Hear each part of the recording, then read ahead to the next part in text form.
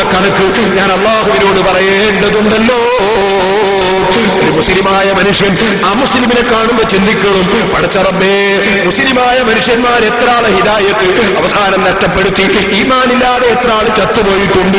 റബ്ബേ നീ കാക്കണേ. അതേ സമയത്ത് അമുസ്ലിമായ എത്ര ആളുകൾ അവസാനം ഈമാനുണ്ടായി മുസ്ലിമായി മരിച്ചവരുണ്ട്.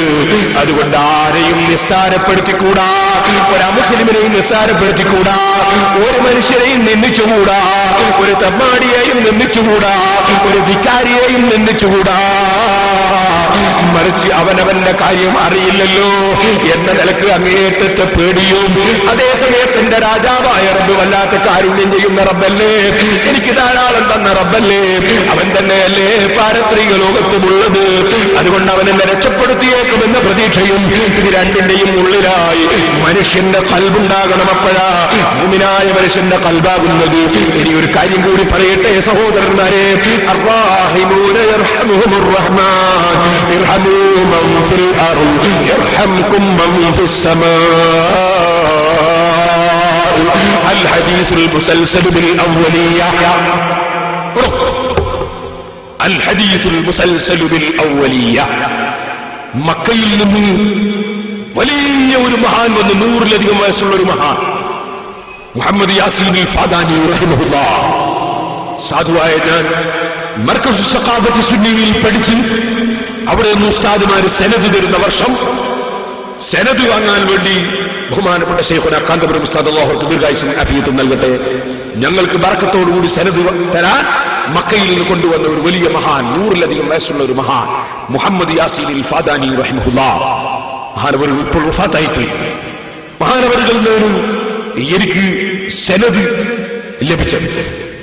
മഹാനവറുകൾ വന്നപ്പോൾ ഞങ്ങളെല്ലാവരെയും ഒരുമിച്ച് കൂട്ടിയിട്ട് ഞങ്ങൾക്ക് പറഞ്ഞു തന്നു അൽ ഹദീസുൽ മുസൽസൽ ബിൽ അവ്വലിയ്യ.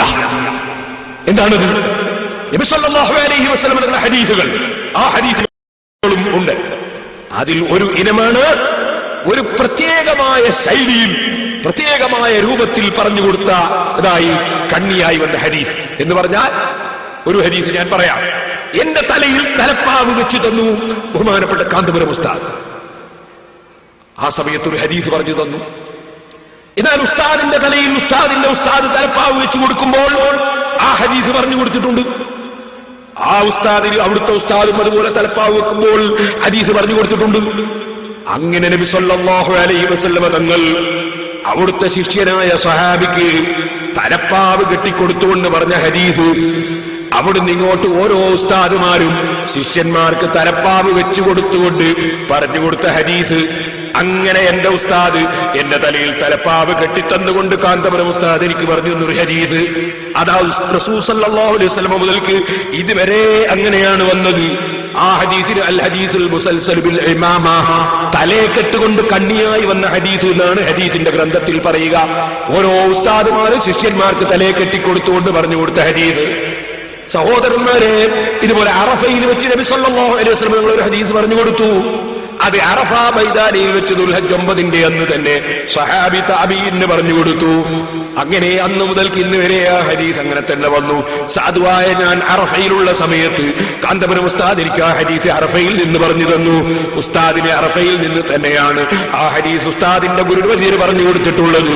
അങ്ങനെ റസൂലുള്ളാഹി സ്വല്ലല്ലാഹു അലൈഹി വസല്ലം തങ്ങൾ വരെ അങ്ങനെ തന്നെ വന്ന ഹദീസിനെ അൽ ഹദീസുൽ മുസൽസൽ ബി അറഫ എന്ന് പറയും. ഇതുപോലെ ഒരു ഹദീസാണ് അൽ ഹദീസുൽ മുസൽസൽ ബിൽ അവ്വലിയ്യ. എന്താണ് ആ ഹദീസിന്റെ പ്രത്യേകത? ഏത് ഉസ്താദും ശിഷ്യനെ കണ്ടാൽ ആദ്യം പറഞ്ഞു കൊടുത്ത ഹദീസ്.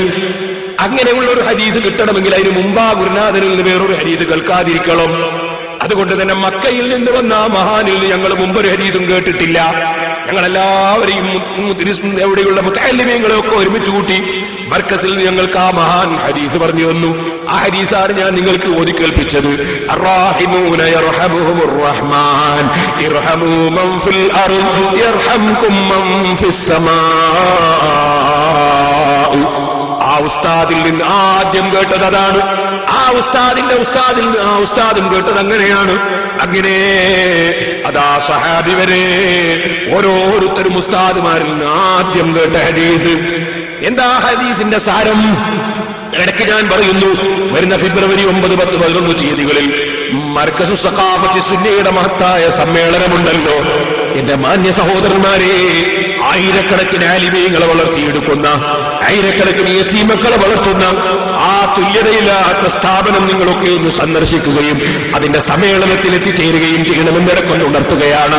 ഇരിക്കട്ടെ സഹോദരന്മാരെ, അൽ ഹദീസുൽ മുസൽസൽ ബിൽ അവ്വലിയ, ആ ഹദീസ് ഏതാണ്? അർറാഹിമൂന യർഹമുഹുർ റഹ്മാൻ. എന്താണ് ആ ഹദീസിന്റെ സാരം? സുബ്ഹാനല്ലാഹ്, എന്തൊരു സൗഹാർദ്ദത്തിന്റെ ആശയമാണ്, എന്തൊരു സ്നേഹത്തിന്റെ ആശയമാണ്, എന്തൊരു കാരുണ്യത്തിന്റെ ആശയമാണ്. അർറാഹിമൂൻ, റഹ്മത്ത് ചെയ്യുന്നവർ, കാരുണ്യം ചെയ്യുന്നവർ, യർഹമുഹുർ റഹ്മാൻ, റഹ്മാനായ അല്ലാഹു അവർക്ക് കാരുണ്യം ചെയ്യും കേട്ടോ. നമ്മൾ കുട്ടികളോട് കാരുണ്യമുള്ളവരാകണം, ഭാര്യമാരോട് കാരുണ്യമുള്ളവരാകണം. നാവുമ്മൽ വന്നതൊക്കെ ഭാര്യമാരോട് വിളിച്ചു പറയുന്നവരില്ലേ, ഭാര്യമാരെ ചീത്ത പറയുന്നവരില്ലേ, ഭാര്യമാരെ തല്ലുന്നവരില്ലേ, പാവപ്പെട്ട പെണ്ണുങ്ങളോട് എന്ത് നിലക്ക് നീചമായ സ്വഭാവം കാണിക്കുന്നവരില്ലേ, സ്വന്തം ഭാര്യയെ ചീത്ത പറയുന്നവരില്ലേ. ആ പാവം പെണ്ണുങ്ങൾക്ക് നിങ്ങളെ ഇങ്ങോട്ട് പറഞ്ഞുകൂടാ എന്നതുകൊണ്ട് നിങ്ങളെ നാവുമ്മൽ വന്നതൊക്കെ ഭാര്യയോട് വിളിച്ചു പറയലാണോ സഹോദരന്മാരെ? മക്കളോട് വിളിച്ചു പറയലാണോ രക്ഷിതാക്കളെ?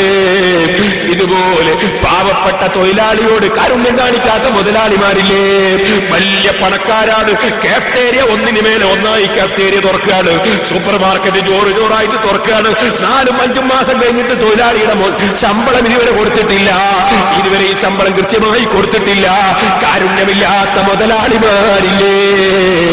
സ്വന്തം കല്യാണത്തിന് ലക്ഷങ്ങൾ പൊടിപൊടിക്കുകയാണ്. അതേസമയത്ത് നാട്ടിലുള്ള ഒരു യതീംകുട്ടിയുടെ കല്യാണത്തിന് അല്ലെങ്കിൽ ബാപ്പ ഉണ്ട്, പക്ഷേ ഓരോ ദിവസവും ബാപ്പയുടെ ചികിത്സക്ക് 1000-500 ചെലവുകളും ഡയാലിസിസ് ചെയ്തുകൊണ്ടിരിക്കണം. അങ്ങനെ ബാപ്പയുള്ള ചെറിയ മക്കള്, ആ മക്കളെ എങ്ങനെയെല്ലാമോ പോറ്റി വളർത്തിയ ഉമ്മ ആ അഗതിയായ കുട്ടിയുടെ കല്യാണത്തിന് വേണ്ടി ഒന്ന് സഹായിക്കണേ എന്ന് പറയുമ്പോ സുബ്ഹാനല്ലാഹ്, എന്തൊരു ഞെരുക്കമാണ്. തേങ്ങയ്ക്ക് വിലയില്ല, മുളകിന് ഇടിഞ്ഞു പൊളിഞ്ഞിരിക്കുന്നു, കാഫ്റ്റേരിയ കച്ചവടമില്ല, അതേ സൂപ്പർ മാർക്കറ്റ് തീരെ ബിസിനസ് ഇല്ല. എത്ര അലമ്പുകളാണ് ഇവൻ പറഞ്ഞുണ്ടാക്കുന്നത്. അതേ സമയത്ത് സ്വന്തം മകളെ കല്യാണത്തിനോ മകന്റെ കല്യാണത്തിനോ ലക്ഷങ്ങൾ ചെലവഴിക്കുമ്പോ നിനക്കൊരു ഞെരുക്കവുമില്ലല്ലോ മുതലാളി. നിനക്ക് അല്ലാഹുവിനെ ഓർമ്മയില്ല അല്ലേ? തന്നവനെ ഓർമ്മയില്ല അല്ലേ? അവന്റെ കോടതിയിലേക്ക് പോകാനുണ്ടെന്ന ചിന്തയില്ല അല്ലേ? പാവപ്പെട്ടവരോട് കാരുണ്യം കാണിക്കാത്ത മുതലാളിമാരില്ലേ? ആരോഗ്യമില്ലാത്ത വയസ്സന്മാര് ബസ് കയറിയാൽ അവരോട് കാരുണ്യം കാണിച്ച് സീറ്റ് ഒഴിഞ്ഞു കൊടുക്കാത്ത യുവാക്കളില്ലേ? സുബ്ഹാനല്ലാഹ്, കൈക്കുഞ്ഞുമായി ചെറിയ പാവപ്പെട്ട പെൺകുട്ടികൾ, അതേ അവളുടെ ആങ്ങളെ കല്യാണം കഴിക്കുന്ന ദിവസം, അവളുടെ അനുജത്തി കല്യാണം കഴിക്കുന്ന ദിവസം അവൾ കുഞ്ഞനെയും എടുത്ത് വന്നാലേ മാപ്പിളന്റെ ഉമ്മ ഇറങ്ങുള്ളൂ കല്യാണത്തിന്. മാപ്പിളയും എന്നാലേ ഇറങ്ങുള്ളൂ, എന്നാലേ മാപ്പിളന്റെ ബാപ്പ നിക്കാഹിനെത്തുള്ളൂ. ഇങ്ങനത്തെ ധിക്കാരം കാണിക്കുന്ന ചില പുതിയാപ്പിളമാരില്ലേ, പുതിയാപ്പിളമാരെ ഉമ്മമാരില്ലേ, പുതിയാപ്പിളന്റെ ആൾക്കാരില്ലേ? കാരുണ്യത്തിന്റെ മനസ്സില്ലാത്തവർ, ക്രൂരതയുള്ള മനസ്സുള്ളവർ. മോനെ, അല്ലാഹുവിന്റെ റസൂൽ പഠിപ്പിച്ച അതേ ഈ ഹദീസ് ഒന്ന് പഠിക്കൂ.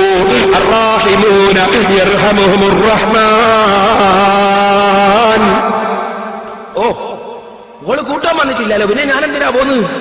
മൂപ്പര് പ്രധാനമന്ത്രിയല്ലേ, പ്രധാനമന്ത്രി കൂട്ടാൻ പോണ്ട, മുഖ്യമന്ത്രി കാത്തുന്നാ മതി. അതേ സമയത്ത് ഇവളെ കൂട്ടാൻ പോയിട്ടില്ലെങ്കിൽ വരൂല. ആര് കൂട്ടാൻ പോണോ? ഇവന്റെ മകന് ജനിച്ച കുട്ടിനെയും തട്ടിയിട്ട് ബസ് കയറിയിട്ട് ഓട്ടോറിക്ഷ എടുത്തിട്ട് ഇവന്റെ ഈ പെണ്ണിന്റെ ഈ ഉമ്മന്റെ മകന് ജനിച്ച കുട്ടി, ആ കുട്ടിയെയും എടുത്തിട്ട് പോകണം ഈ പെൺകുട്ടി എന്തിന്? കല്യാണത്തിന്റെ അത് കൂട്ടിക്കൊണ്ടുവരാൻ. ആരെ? ഈ പ്രധാനമന്ത്രിനെ. അങ്ങനത്തെ ചില ഉമ്മാരില്ലേ? എന്റെ വാതിൽ കേൾക്കാൻ വന്ന കൂട്ടത്തിൽ അങ്ങനത്തെ ഉമ്മാരുണ്ടെങ്കിൽ മാറ്റിവെച്ചു ആ സ്വഭാവം. അള്ളാന്റെ റഹ്മത്ത് കിട്ടണമെങ്കിൽ മാറ്റിവെച്ചു ആ ക്രൂരതയുടെ സ്വഭാവം. കാരുണ്യമുള്ളവരായി ജീവിക്കും. അർറാഹിമൂന യർഹമുഹുർ റഹ്മാൻ. റഹ്മാനായ റബ്ബ് കാരുണ്യം ചെയ്യും. ആർക്ക്? കാരുണ്യം ചെയ്യുന്നവർക്ക്, ഗുണം ചെയ്യുന്നവർക്ക്. അതാണ് കാരുണ്യം വേണം. മകന്റെ ഭാര്യയുടെ വേണം, അതേ മക്കളെ ഭാര്യമാരോട് കാരുണ്യം വേണം. പ്രായം ചെന്ന ഉമ്മാരോടും കാരുണ്യം വേണം. ചെറുപ്പക്കാരികളെ, ഉമ്മാക്ക് വയസ്സാവുമ്പോ